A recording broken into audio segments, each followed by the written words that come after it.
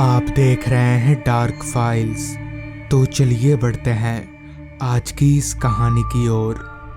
आज से तकरीबन 28 साल पहले मैं एक बार अपने गांव गया था। दरअसल उन दिनों मैं शहर में अपने परिवार के साथ रहा करता था और काम से छुट्टी मिलने पर ही कभी कदार अपने गांव घूमने आ जाया करता था। मेरा गांव वाला घर काफी छोटा था, इसलिए मैं जब भी गांव आता था अकेले ही आता था और 2-4 दिन रहकर शहर लौट जाया करता था। उस रोज मैं काफी लंबे वक्त के बाद गांव आया था। गांव की हरियाली और शांति का मैं खूब आनंद ले रहा था। ऊपर से बरसात का मौसम, लगातार बारिश होए जा रही थी। घर पर बैठे बैठे मेरे जहन में एक ख्याल आया, क्यों ना गांव के दोस्तों से मिला जाए और थोड़ा वक्त उनके साथ भी बिताया जाए।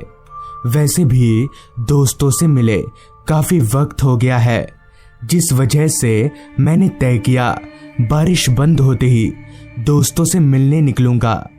कुछ घंटों बाद जब बारिश बंद हुई तब तक शाम हो चुकी थी, लिहाजा मैं घर से बाहर निकला और अपने दोस्तों को ढूंढने लगा। बहुत ढूंढने के बाद मुझे मेरा एक दोस्त नीलेश मिला। नीलेश मुझे देखकर काफी खुश हुआ और बोला, क्या भाई, शहर जाकर हमें तो भूल ही गया तू ना।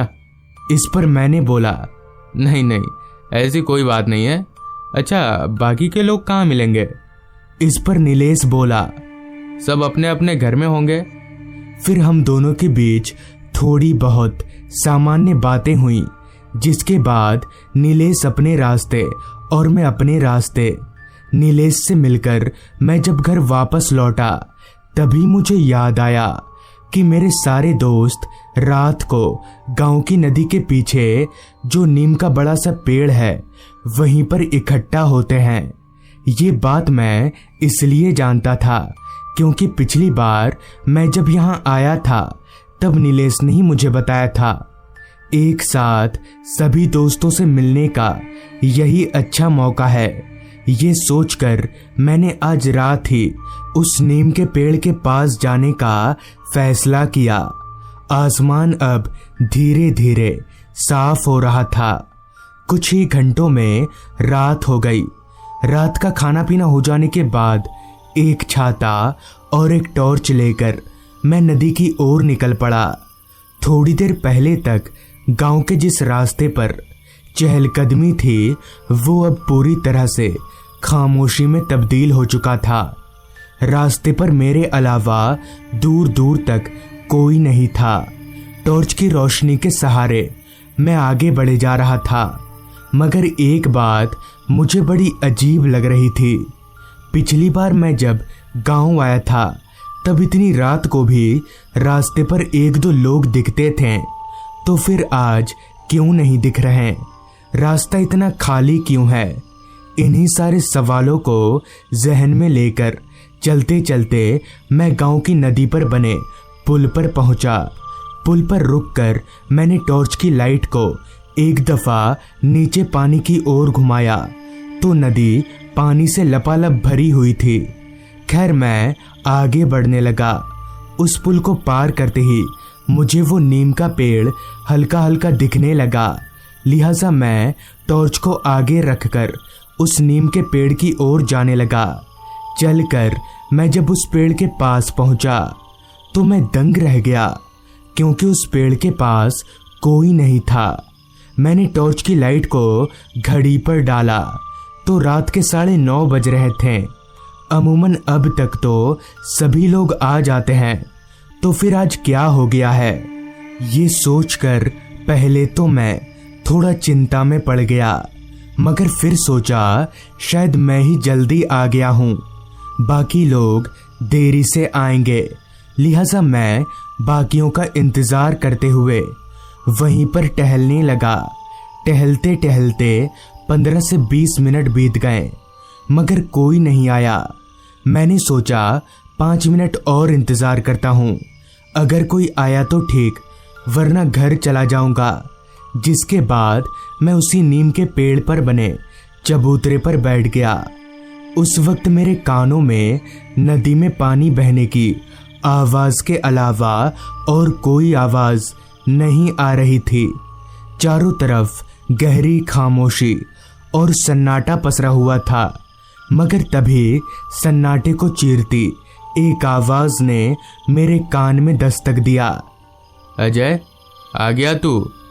आवाज सुनकर मैं पीछे मुड़ा तो पाया कि पेड़ के पीछे यानी चबूतरे के दूसरी ओर कोई बैठा हुआ है।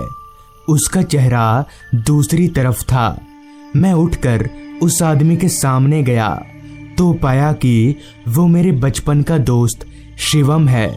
शिवम को देखकर मुझे बड़ी खुशी हुई और मैंने उससे बोला, अरे भाई, तू कब आया? इस पर शिवम बोला, मैं तो यहीं पर था, पर तू यहाँ क्यों आया? इस पर मैं बोला, क्यों आया मतलब?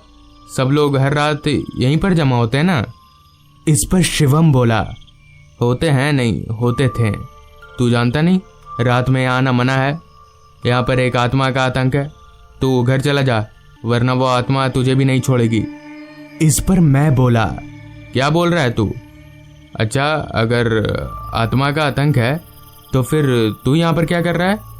इस पर शिवम बोला, मुझे कुछ नहीं होगा, पर तू घर चला जा, तेरा यहाँ रुकना ठीक नहीं होगा। अभी हम दोनों ये सब बात कर ही रहे थे कि तभी वो नीम का पेड़ जोर जोर से हिलने लगा। उस नीम के पेड़ को ऐसे हिलता देख शिवम मुझसे बोला, भाई तू चला जा, यहाँ से वो आ रही है, तुझे भी मार देगी। लेकिन शिवम की बात सुनकर मैं अपनी जगह से टस से मस नहीं हुआ, मगर उसके बाद का नज़ारा देखकर मेरा रोम रोम कांप गया।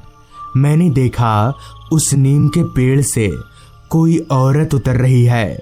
वो औरत पेड़ पर ऐसे चल रही थी जैसे वो जमीन पर चल रही हो। उसका चेहरा बहुत ज्यादा डरावना था। तभी शिवम बोला, भाई भाग जा यहाँ से, जा।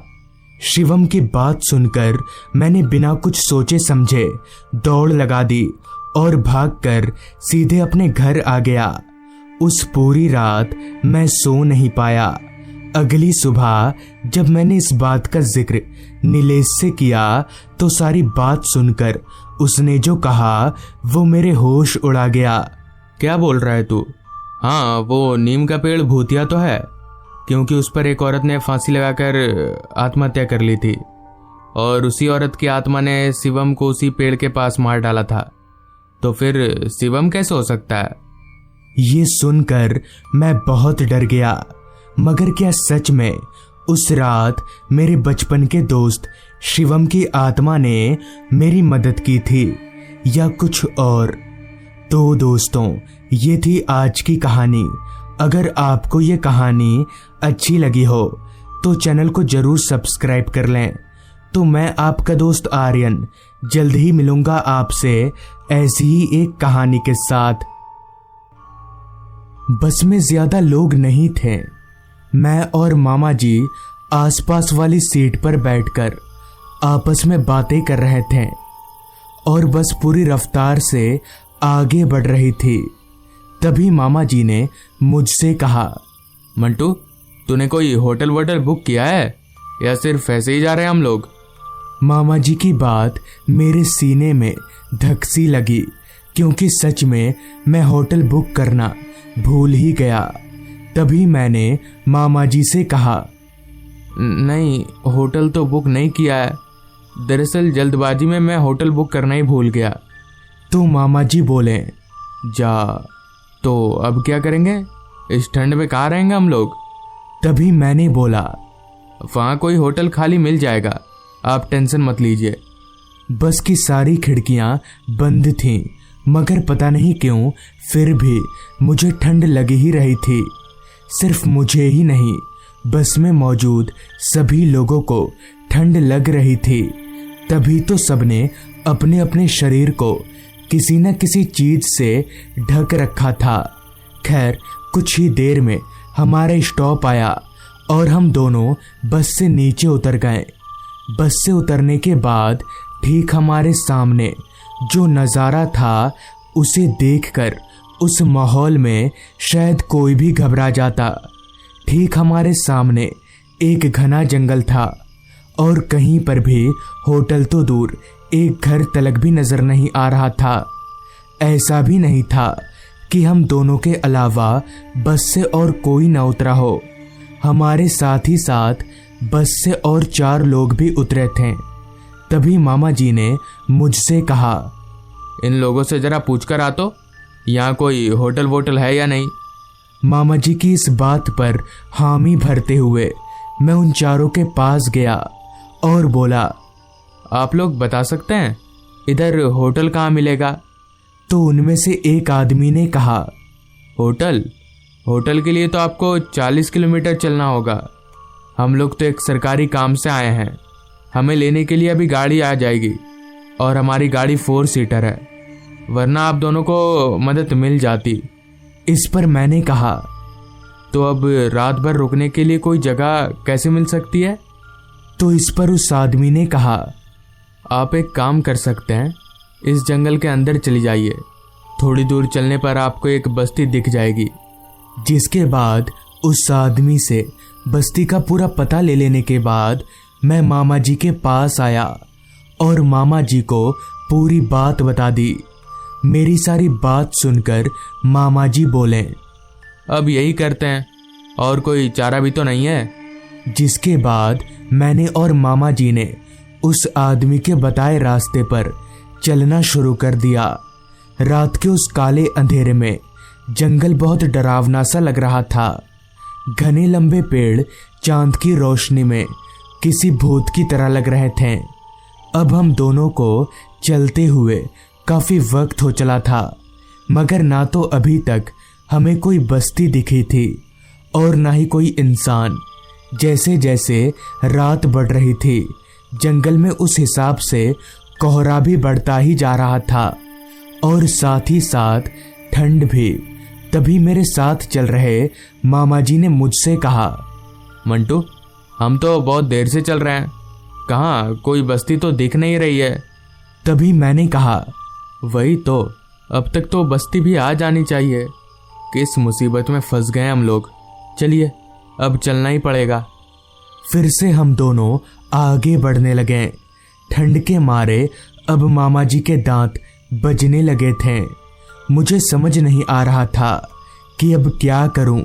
इस ठंड में रात भर ऐसे चल पाना मुमकिन नहीं था और खुले आसमान के नीचे रात कटाना तो उससे भी मुश्किल था। अभी हम दोनों ठंड में ठिठुरते हुए आगे बढ़ ही रहे थे कि तभी मामा जी ने एक तरफ इशारा करते हुए मुझसे कहा, मंटू, वो देख। मैंने मामा जी के इशारे की ओर देखा तो वहां पर सफेद रंग का एक बड़ा सा 2 मंजिला घर था। घर एकदम नया जैसा लग रहा था, जैसे कल ही बना हो। और जब घर की ये हालत है तो पक्का कोई ना कोई तो रहता ही होगा। तभी मामा जी बोले, यहाँ पर इतना अच्छा घर है और हम लोग बस्ती खोज रहे थे। चल, इसी घर में जाकर देखते हैं, शायद हमें रात भर घर में रुकने की इजाज़त मिल जाए। उस बंगले को देखने के बाद पता नहीं क्यों मेरी थकान और ज़्यादा बढ़ गई और मैंने मामा जी से कहा, चलिए, अब मैं भी और नहीं चल सकता, यहीं कुछ व्यवस्था करते हैं। जिसके बाद हम दोनों उस बंगले की ओर बढ़ने लगे। उस बड़े से बंगले के दरवाजे पर पहुंचकर मामा जी ने दरवाज़ा पीटा। मामा जी के 2-3 बार दरवाज़ा पीटने पर शॉल ओढ़े एक अधेड़ उम्र के आदमी ने दरवाज़ा खोला। हाथ में लालटेन और कान में बंदर टोपी पहने उस आदमी ने लालटेन को मामा जी के पास ले जाते हुए कहा, कौन हो तुम लोग? क्या काम है यहाँ पर? इस पर मामा जी बोले, भाई साहब, क्या आप आज रात भर के लिए हमें यहाँ रुकने देंगे? यहाँ आसपास कुछ नहीं है। इस पर उस आदमी ने कहा, नहीं नहीं, यहाँ नहीं रह सकते तुम लोग, मेरे बच्चे सो रहे हैं, तुम लोग उन्हें उठा दोगे, यहाँ नहीं हो सकता। इस पर मामा जी बोले, हम जरा भी आवाज़ नहीं करेंगे, आपके बच्चे को कोई नहीं उठाएगा, और इतनी ठंड में हम कहाँ जाएंगे बोलिए। मामा जी की बात सुनकर वो आदमी कुछ सोचने लगा और फिर बोला, ठीक है, जब तुम लोग इतना बोल ही रहे हो तो रुक जाइए, मगर कोई आवाज़ मत करिएगा। जिसके बाद वो आदमी हमें घर के अंदर ले गया। घर बाहर से जितना खूबसूरत था, अंदर से भी वैसा ही था। वो आदमी हम दोनों को दूसरी मंजिल पर ले गया और वहां ले जाकर एक कमरे का दरवाजा खोलते हुए बोला, आप लोग आज रात भर यहीं इसी कमरे में रुक जाइए। इतना बोलकर वो शख्स वहां से चला गया। जिसके बाद मैं और मामा जी हम दोनों उस कमरे में दाखिल हुए। वो कमरा काफी बड़ा था। कमरे के अंदर एक पलंग, एक बड़ी सी अलमारी और सजावट की काफी सारी चीजें थीं। खैर, हम दोनों ने अपना सामान पलंग पर ऊपर रखा और उसी पलंग पर बैठ गए। इतनी देर चलने के बाद बैठकर शरीर को काफी आराम मिल रहा था। हम दोनों बैठकर अभी सुस्ता ही रहे थे कि तभी अचानक ही कमरे की लाइट चली गई। तो मामा जी ने कहा, ये लाइट कैसे चली गई? लोड शेडिंग हुआ क्या? इस पर मैंने कहा, पता नहीं क्या हुआ। तो मामा जी बोले, अच्छा तू बैठ, मैंने नीचे हॉल में एक बड़ी सी मोमबत्ती देखी थी, लेकर आता हूँ। इतना बोलकर मामा जी कमरे से निकलकर मोमबत्ती लाने चले गए। मामा जी के जाने के बाद मैं उसी पलंग पर लेट गया और सोचने लगा कि कल क्या करना है। अभी मैं पलंग पर लेटे लेटे ये सब सोच ही रहा था कि तभी नीचे हॉल से मामा जी की चीख मेरे कानों में आई। मामा जी की आवाज़ सुनकर मैं तुरंत ही पलंग पर से उठकर खड़ा हो गया और मन ही मन में सोचा, ये आवाज़ मामा जी की थी ना, पर वो ऐसे क्यों चीखे? खैर, मैं भागकर अपने कमरे से बाहर निकला और नीचे हॉल में जाने लगा। पूरे घर में गुप अंधेरा छाया हुआ था, मगर फिर भी जैसे तैसे अंदाजा करके मैं नीचे हॉल तक पहुंचा तो हॉल के बीचों बीच सिर्फ एक मोमबत्ती जल रही थी। मोमबत्ती की धुंधली सी रोशनी में आसपास देख पाना बहुत मुश्किल था, लिहाजा मैंने उस मोमबत्ती को अपने हाथों में लिया और उस तरफ जाने लगा जिधर से मामा जी के चीखने की आवाज़ आई थी। मगर मामा जी कहीं नज़र नहीं आ रहे थे। मामा जी को ढूंढते ढूंढते अब मैं घर के पीछे बगान तक आ चुका था। अभी मैं बगान में घूम घूम कर मामा जी को ढूंढ ही रहा था, तभी मुझे जो दिखा वो देखकर मैं हक्का बक्का रह गया। मेरी आंखें फूलकर चौड़ी हो गईं। दरअसल ठीक मेरे सामने एक खड्डा खुदा हुआ था और उस खड्डे के पास ही में मामा जी लेटे हुए थे।